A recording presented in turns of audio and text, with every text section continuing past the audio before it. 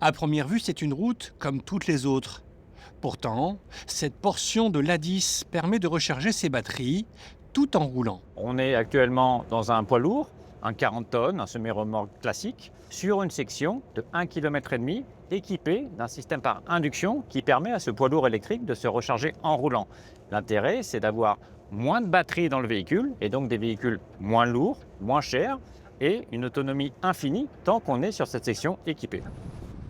Recharger en roulant, c'est une petite révolution qui fonctionne grâce à l'induction.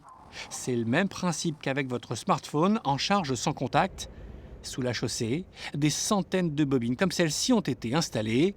Les véhicules, eux, récupèrent l'énergie grâce à des capteurs. C'est un camion électrique classique sur lequel on est venu installer des receveurs induction qu'on peut voir ici.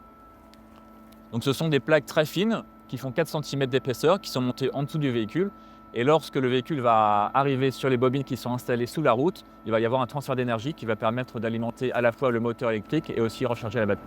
Une technologie qui pourrait augmenter l'autonomie des véhicules électriques et donc permettre d'embarquer des batteries moins lourdes, donc moins chères, de quoi faire baisser le prix des voitures et des camions.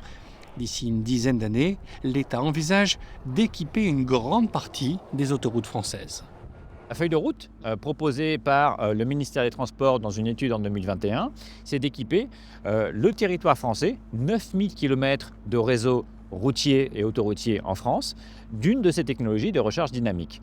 Donc ça, c'est l'idée à terme pour décarboner l'ensemble des poids lourds. Une recharge en roulant qui pourra aussi profiter aux voitures. Il suffira pour cela de rajouter un récepteur sous le véhicule. Reste le coût important de ces routes qui rechargent, 36 milliards d'euros estimés pour équiper les 9000 km de nos autoroutes.